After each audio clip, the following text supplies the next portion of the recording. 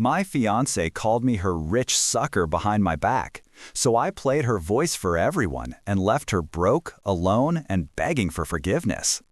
I'm a 31-year-old male, and I met Emily, a 29-year-old female, on a dating app a couple of years ago. Her profile was quite impressive. She seemed smart, funny, and had the vibe of someone who had her life together. She was a marketing consultant and said she loved hiking, photography, and cooking. I wasn't sure if she was too good to be true, but I figured, why not take a chance? Our first date was at this small Italian place I had been meaning to try. It wasn't too fancy, just a cozy spot with great food. When she walked in, I was honestly floored. She had this confident, easygoing way about her that instantly made me comfortable. We talked about everything, our jobs, our families, and random stuff like whether pineapple belongs on pizza. She's against it, for the record. She told me her dad was a school teacher and her mom ran a bakery. She grew up in a middle-class household, and it sounded like she was raised with good values. She even joked about how her parents didn't do handouts and how she learned to work for everything she wanted. That really stuck with me. She seemed like the type of person who didn't take shortcuts in life. In the beginning, her lifestyle matched her words. We would go out to casual places, split bills now and then, and she never asked for anything expensive. She loved small surprises, like when I brought her flowers or when we had a picnic in the park. It felt simple but good, like we were on the same page about what mattered. Then, about a year into dating, I decided to propose. I had never been the overly romantic type, but I wanted to make it special for her. We went to this vineyard for a weekend getaway, and I popped the question while we were walking through the vineyards at sunset. She teared up and said yes.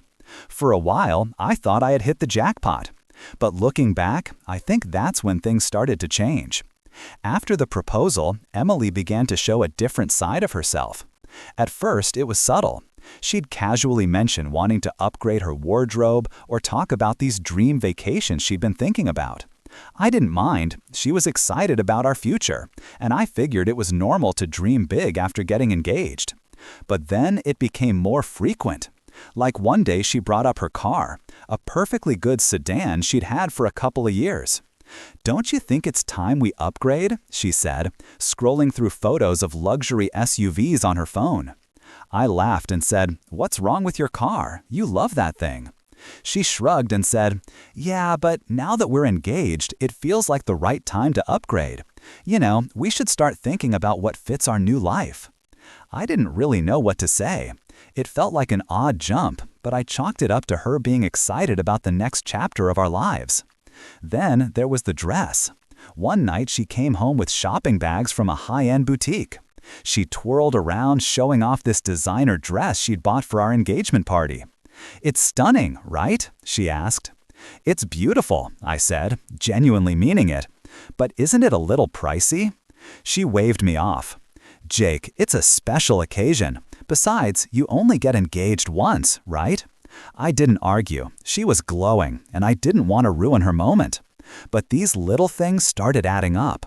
She began talking about designer brands she wanted to own and would bring up how some of her friends had leveled up after marriage, moving into bigger houses or getting luxury cars. It was like she was trying to turn our engagement into a ticket to a more glamorous life. Honestly, I didn't think much of it at first. I'd always been the type to work hard and enjoy the fruits of my labor. So if she wanted nice things, I figured I could provide that for her. But there were moments that felt off. Like when we were out shopping and she pointed out a diamond bracelet in a store window. "That would look so good on me," she said, half joking. "It's beautiful," I replied, thinking we were just window shopping. But then she turned to me and said, "Maybe for our 1-year anniversary or a wedding gift." She laughed afterward, but it didn't feel like a joke. It felt like a test. Of course, I wanted her to be happy, but I couldn't shake the feeling that this wasn't about us anymore. It was about her vision of a perfect life. The more I thought about it, the more I realized. Emily wasn't the same person I had met 2 years ago. Back then, she was the girl who loved homemade pizza nights and thoughtful little surprises. Now, it felt like she was chasing something bigger, something shinier. I told myself it was just pre-wedding stress. People get caught up in the excitement, right? But deep down, I couldn't shake the nagging feeling that this wasn't just a phase. What I didn't know was that her obsession with luxury was only the tip of the iceberg. The real truth about Emily was something I never could have prepared for. It all came crashing down one random Tuesday evening. I had wrapped up work early that day because a meeting got canceled, so I decided to head home and surprise Emily with dinner.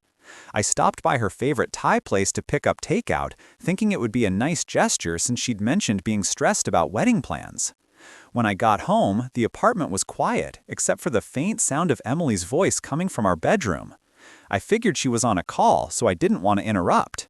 As I set the food down on the kitchen counter, I heard my name come up in her conversation. At first, I thought she was talking about wedding stuff, but then I heard her laugh, a kind of laugh I didn't recognize. It wasn't her usual happy laugh. It was smug and almost condescending. I don't know why, but something made me pause before walking in. Her voice was clear, and the words stopped me cold. "Jake is such a rich sucker," she said, and I felt like the floor shifted beneath me. She said it like it was the funniest thing in the world. I froze, my stomach twisted, but I stayed where I was, just outside the door, listening. "You guys, I've totally trapped him," she continued, her tone dripping with arrogance. "He's so clueless. All I have to do is bat my eyelashes and act sweet, and he'll do whatever I want. The guy doesn't even question it." My heart started pounding. "I mean, don't get me wrong, he's nice and all," she added, "but let's be real, this isn't about love. It's about setting myself up for life. Jake's my golden ticket." The smugness in her voice felt like a slap. I couldn't believe what I was hearing. "And the best part," she said, laughing again, "once we're married, I'm quitting my job. Why would I keep working when he makes enough for both of us? I've already started dropping hints, and he's too soft to argue. Or he'll probably think it's his idea." Her friends were laughing along, chiming in with comments I couldn't quite make out, but I heard enough. "Honestly, he's not even my type," Emily said, "but who cares? He's rich, he's sweet, and he's easy to control. Once the ring's on, it's game over for him. He'll be paying for my spa days and designer bags while I stay home to focus on myself." I felt sick. My fiancée, the woman I thought I was building a future with, was openly mocking me, bragging about how she was using me. I should have walked away right then, but I couldn't move. I couldn't breathe. My hands were shaking, and I didn't know if it was from anger, sadness, or both. All I knew was that I needed to hear more. "I mean, you guys saw the ring, right?" she went on. "He spent a fortune on it. That's how you know he's all in. He's not going to back out now, and even if he tries, I'll make him feel so guilty he won't know what hit him." Her friends were cackling, egging her on. "You're a genius," one of them said. "I know," Emily replied, smug. "And the best part is I don't even have to try that hard. Jake is so desperate to please me, he'll never figure it out." I couldn't take it anymore. I backed away from the door, my chest heaving. My mind was racing, trying to make sense of what I had just heard. This wasn't the Emily I thought I knew. I went into the living room, sat down on the couch, and just stared at the floor. My hands were still shaking, and my stomach felt like it was tied in knots. I couldn't believe it. I didn't want to believe it, but there it was. The woman I thought I was going to spend the rest of my life with didn't love me. She loved what I could give her. After a few minutes, I realized I had left the takeout in the kitchen. I got up and put it in the fridge, my movements robotic. I didn't even care about dinner anymore. All I could think about was Emily's voice in my head, calling me a rich sucker and laughing with her friends. I knew I couldn't confront her without proof. She'd deny it, spin it around, maybe even make me feel guilty for listening. So I pulled out my phone and recorded a snippet of her conversation. I didn't know what I was going to do with it yet, but I knew I needed to have it. The rest of the evening was a blur. I went into our shared office and pretended to work, even though my mind was spiraling. At some point, Emily came out of the bedroom, all smiles, and asked if I wanted to watch a movie. I forced a smile and said, "Maybe later, I have some stuff to finish up." Okay, she said, leaning down to kiss my cheek. Love you. Those words felt hollow now. Love you too, I replied automatically, even though I didn't mean it anymore. The woman I thought I loved didn't exist. Emily had shown me who she really was, and now it was only a matter of time before I acted on it. After that night, I couldn't unhear what Emily had said. Every interaction with her felt fake, like I was watching a performance. But I played along, trying to act like nothing had changed. I wasn't ready to confront her yet. I needed to see how far she'd take this. The first thing that tipped me off was how much more obsessed she became with wedding planning. Don't get me wrong, I knew weddings were a big deal, and I wanted ours to be nice. But Emily's plans weren't just nice. They were extravagant, over the top, and honestly felt like something out of a celebrity gossip magazine. One evening, she sat me down at the kitchen table with a stack of bridal magazines and a notebook filled with ideas. Okay, she said, grinning ear to ear, I've narrowed down the venue options, and I think we should go with the St. Regis Ballroom. I glanced at the page she'd marked. The photos looked incredible, but I noticed the price tag immediately. Emily, this is like 3 times what we talked about for the budget, I said, trying to sound calm. She waved me off like it was no big deal. Jake, it's our wedding. You only do this once. Don't you want it to be unforgettable? It's definitely unforgettable, I muttered under my breath, but she didn't hear me. She launched into a whole pitch about how the ballroom was the perfect choice. It had chandeliers imported from Italy, a grand staircase for a dramatic entrance, and enough space for 300 guests. Think of the photos, she said, flipping through pages of decor ideas. I nodded, letting her ramble, but I couldn't help but feel annoyed. This wasn't about us anymore. This was about her putting on a show. The demands didn't stop there. She wanted imported flowers for the centerpieces. Apparently, roses from California weren't elegant enough. She insisted on a 10-tier cake from some famous bakery in New York. And when I suggested we go with something local, she scrunched up her nose like I'd suggested serving Twinkies. Jake, we can't cut corners on the cake. Everyone remembers the cake, she said, as if it were a universal truth. Do they, though? I asked. I can't remember a single cake from any wedding I've been to. She rolled her eyes. That's because you're a guy. Trust me, people will notice. And then there was her dress. I knew wedding dresses were expensive, but Emily took it to a whole new level. She found a designer who specialized in custom gowns, and when she showed me the sketches, I'll admit it looked beautiful. But the price? $25,000? Emily, are you serious? I said when she told me. This is the most important day of my life, she replied, like that was supposed to justify it. And besides, it's not like we can't afford it. I bit my tongue, trying not to argue. She was spending my money like it was Monopoly cash. But the final straw came when she started planning the honeymoon. One night, she sat down next to me on the couch with her laptop. I've been researching honeymoon destinations, she said, her voice dripping with excitement. Okay, I said cautiously. I found this incredible private villa in Bora Bora, she continued, turning the screen toward me. The photos were stunning. White sand beaches, turquoise water, the whole deal. It's $30,000 for the week, but it's worth it. Look at this place. I stared at her, waiting for her to laugh and say she was joking. She didn't. Emily, that's a lot, I said finally. It's once in a lifetime, she replied, like that explained everything. And come on, Jake, you can afford it. This is our honeymoon. It's supposed to be special. Her tone was starting to grate on me. She said special like it meant spend as much money as possible. Do we really need a private villa? I asked.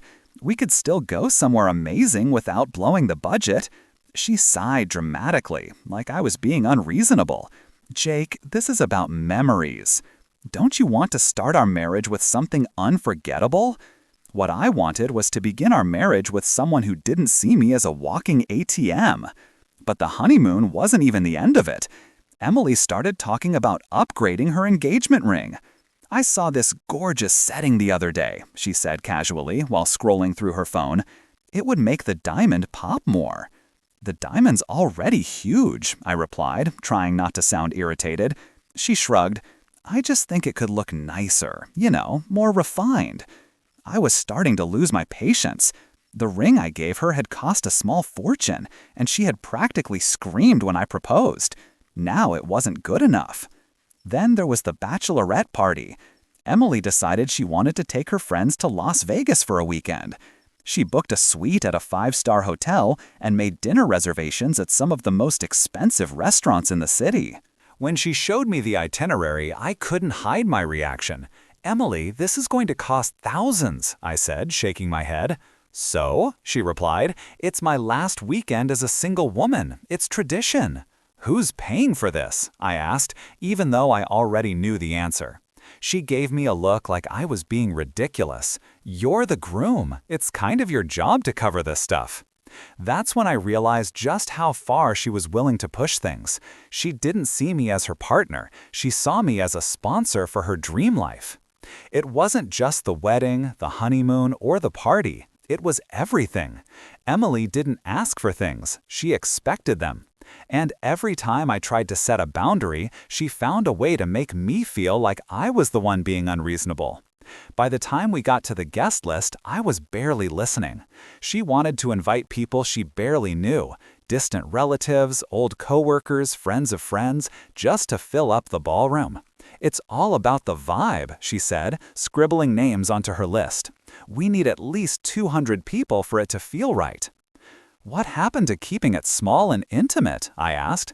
"That was before I realized how amazing the ballroom is," she replied. At that point, I stopped arguing. There was no point. Emily was going to do whatever she wanted, and I was just supposed to foot the bill. But what she didn't know was that I wasn't going to let her get away with it. The barbecue was Emily's idea. She thought it would be the perfect way to bring everyone together to celebrate our engagement and talk about the wedding. "We'll invite our parents, your friends, my friends, just a small group," she said, flipping through her planner. I agreed, mostly because it gave me the opportunity I'd been waiting for. By this point, I was done pretending. I couldn't sit by and let her keep playing this game while she laughed behind my back. The barbecue wasn't going to be a celebration. It was going to be the moment I exposed her for who she really was. The day of the barbecue, Emily was in full-on hostess mode. She spent the morning barking orders at me while she flitted around the house. "Jay, can you make sure the patio chairs are lined up neatly? And don't forget to stock the cooler with sparkling water and sodas. Oh, and did you pick up the extra skewers I asked for?" I bit my tongue and went along with it. She was acting like we were hosting some kind of high-profile event instead of a casual backyard barbecue. She even wore a sundress that looked like it belonged on a fashion runway, complete with matching sandals and perfectly styled hair. As the guests started arriving, Emily's personality shifted into overdrive. She greeted everyone with a dazzling smile, hugged her friends like they hadn't seen each other in years, and kept up a steady stream of compliments and small talk. "Oh my gosh, Lisa, I love your dress. Where did you get it? You look amazing." It was almost impressive how effortlessly she played the part of the perfect fiancée. If I hadn't known better, I might have fallen for it too. I spent most of the evening grilling burgers and hot dogs, letting Emily soak up the attention. She was in her element, laughing and chatting with the guests like she was the star of her own reality show. At one point, she gathered her friends around to show them some photos of wedding dresses she'd saved on her phone. "This one is my favorite," she said, holding up a picture of a gown that probably costs more than my first car. "It's custom, of course. You can't get something like this off the rack." Her friends oohed and awed, feeding her ego. "You're going to look like a princess," one of them said. "I know, right?" Emily replied, beaming. "It has been incredible how supportive he has been in letting me have exactly what I want. He knows how important this is to me." I clenched my jaw and flipped another burger, trying to keep my cool. Later, as we all sat down to eat, Emily's dad asked her about the guest list. "So, how many people are you inviting?" he asked, cutting into his steak. "Oh, we're aiming for around 250, Emily said casually, as if that wasn't an insane number. Her dad raised an eyebrow. "That's a lot of people." Emily shrugged. It's the St. Regis Ballroom, Dad. We have to fill the space. He looked at me. Jake, how are you feeling about all this? I forced a smile. It's a big wedding, but Emily's very passionate about it. He nodded, clearly sensing something was off, but he didn't press the issue. As the night went on, Emily's confidence grew. She started talking about the honeymoon, dropping hints about Bora Bora and private villas. "It's going to be magical," she gushed. "Jake is making all my dreams come true." I could see the admiration in her parents' eyes. They genuinely believed their daughter had found her perfect partner. It almost made me feel guilty about what I was about to do. Almost. When dessert rolled around, I knew it was time. Everyone was seated around the fire pit, chatting and laughing. Emily was basking in the glow of attention, holding court like a queen. I cleared my throat. "Hey everyone," I said, standing up. "Before we get to dessert, I just wanted to say a few words." All eyes turned to me, and Emily's smile widened, clearly expecting some romantic speech about how much I loved her. "I've been thinking a lot about our future," I began, my voice steady, "and I realized there's something important I need to share with all of you." Emily tilted her head, a curious expression on her face. I pulled out my phone. "Recently, I overheard a conversation that changed the way I see things. I think it's only fair that you all hear it too." I pressed play, and Emily's voice filled the air, mocking me as a rich sucker and bragging about how she was trapping me. Her words were crystal clear: how she didn't love me, how she planned to quit her job after the wedding, and how she was using me to fund her dream life. The laughter around the fire pit faded into stunned silence. Her dad's face turned red. "Emily, is this true?" he demanded, his voice sharp. "It's out of context," she stammered, her voice shaking. "Jake, how could you invade my privacy like that?" "Privacy?" I repeated, my voice calm but firm. "You were laughing about scamming me behind my back. I have every right to protect myself." Her mom covered her mouth, tears welling up in her eyes. "Emily, how could you?" she whispered. Emily's friends sat frozen, their expressions a mix of shock and embarrassment. "I trusted you," I continued, looking directly at Emily. "I thought we were building a future together, but clearly this was never about love for you. It was money." Emily jumped up from her seat, her face flushed with anger and humiliation. "Jake, you're blowing this way out of proportion." "No, I'm not," I replied. "This engagement is over, and I'll be taking back the ring. You don't deserve it." She yanked the ring off her finger and threw it at me. "Fine, take your stupid ring." I caught it and slipped it into my pocket without a word. Emily looked around, her eyes darting from one person to the next, searching for someone to take her side, but no one did. "Jake, please," she said, her voice cracking. "We can fix this. I was just joking with my friends. I didn't mean any of it." I shook my head. "You meant every word. We're done." And with that, I walked away, leaving her to deal with the mess she'd created. After the barbecue, everything fell apart for Emily. The image she'd worked so hard to project, the doting fiancée, the golden daughter, was shattered in one evening. I didn't stay to watch the fallout, but word got back to me pretty quickly. The first thing I heard was that her parents were furious. Emily's dad, who had always been quiet but firm, was apparently livid. "You've humiliated us," he told her, according to a mutual friend who was there. "What kind of person treats someone like that and laughs about it with your friends? Do you have any idea what you've done?" Her mom wasn't any softer. "We didn't raise you to be so manipulative," she said, crying. Emily, of course, tried to defend herself. "It was just a joke. Jake is overreacting," she said, but no one was buying it. A couple of days later, I got a text from Mark, my best friend, who had also been at the barbecue. "Dude, Emily's parents kicked her out," he wrote.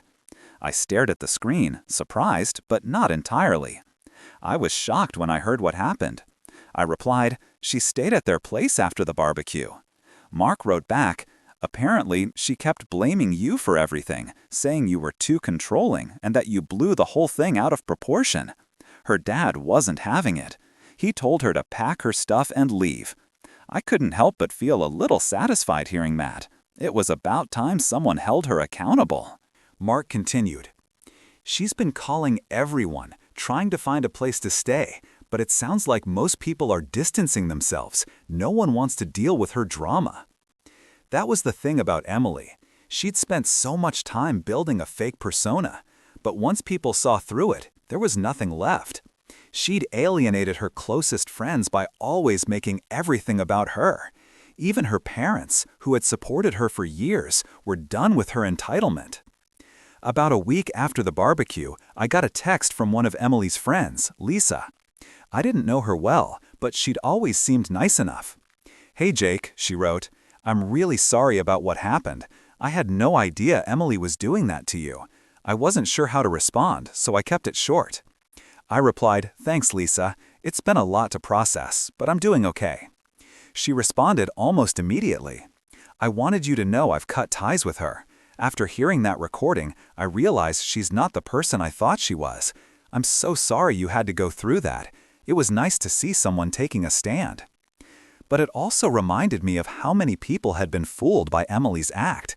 She had built her life around manipulating people, friends, family, even me, and now it was all crumbling.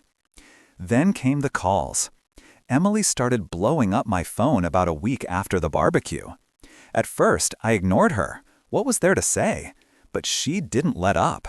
She left voicemails, sent texts, and even tried messaging me on social media. "Jake, please call me," one voicemail said. "I know I messed up, but we can fix this. I love you. Don't throw everything away over one mistake." One mistake? The audacity of her acting like this was just some little misunderstanding made my blood boil. Another message came a few days later. "I'm sorry. Okay, I was venting to my friends. Everyone does it. You didn't have to humiliate me in front of everyone. Let's just talk." The more she called, the more desperate she sounded. Her texts went from apologetic to angry to downright pitiful. "You ruined my life," one text read. "Do you know how many people are judging me because of you? I was joking, and you made it seem like I'm some monster. I hope you're happy." For someone who claimed to love me, she sure had a funny way of showing it. After about 2 weeks of non-stop calls and texts, I finally blocked her number. I didn't owe her any more of my time or energy. Then, about a month later, I got an email from one of her old coworkers. "Hey Jake," it began. "I don't know if you remember me, but I used to work with Emily. I just wanted to reach out and say I'm sorry for what happened. I've heard bits and pieces from mutual friends, and honestly, I'm not surprised. She was always difficult at work. I hope you're doing okay." That email stuck with me. It confirmed what I already knew. Emily had a pattern of using and discarding people when they no longer served her purpose. I'd just been her biggest target. The final straw came when she showed up at my office. It was a quiet afternoon, and I was catching up on emails when the receptionist buzzed my desk. "Jake, there's a woman here to see you," she said. "She says her name is Emily." "Ah," I sighed, running a hand through my hair. "Tell her I'm not available," I said. A few minutes later, I heard a commotion in the lobby. Emily wasn't taking no for an answer. I got up and walked out to find her standing near the receptionist's desk, her face flushed and her eyes red. She'd clearly been crying. "Jake," she said, spotting me, "please just hear me out." I crossed my arms. "What do you want, Emily?" I'm sorry," she said, her voice breaking. "I love you. Please, let's work this out." I stared at her, trying to feel something. Anger, sadness, pity, but all I felt was emptiness. "It's too late," I finally said. "You didn't just mess up, Emily. You showed me who you really are. I can't unhear the things you said, and I can't trust you anymore." She started crying harder. "Jake, I don't have anyone else. My parents won't talk to me. My friends won't answer my calls. I have nothing." "That's not my problem," I replied, my voice cold.